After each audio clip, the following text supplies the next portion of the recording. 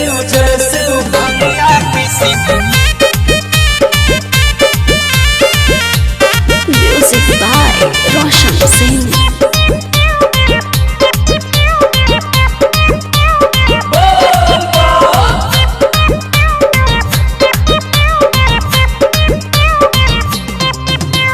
काहेले रुसल हो छोड़ा बहाना ए महारानिया देवघर बजरिया से कीन देबो झुमका झुलनिया। काहेले रुसल हो छोड़ा बहाना ए महारानिया देवघर बजरिया से कीन देबो झुमका झुलनिया। भंगिया पीसी पिलाई भोता गौरा भंगिया पीसी पिलाई भोता गौरा सोना के देबो न थुनिया है। भंगिया पीसी पिलाई भोता गौरा सोना के देबो न थुनिया है। भंगिया पीसी पिलाई भोता गौरा।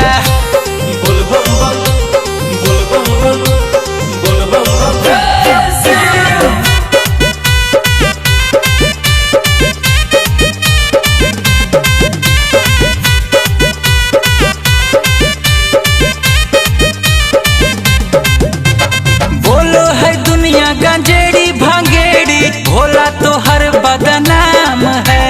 कितना के मुंह तो पकड़ भोए गौरा बोले के वो कर काम है।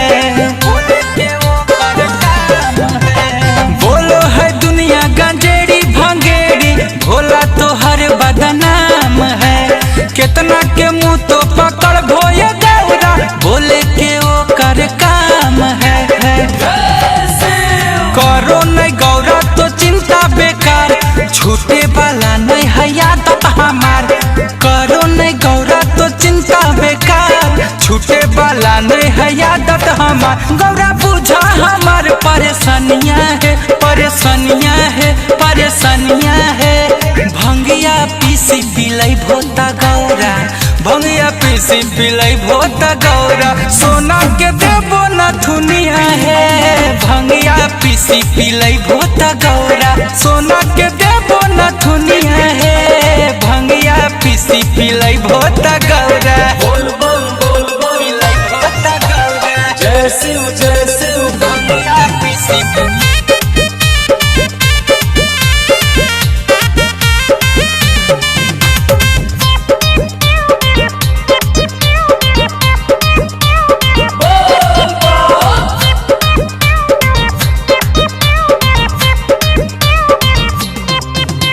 छोड़ाया ना कानिए गौरा बतिया ले मान है।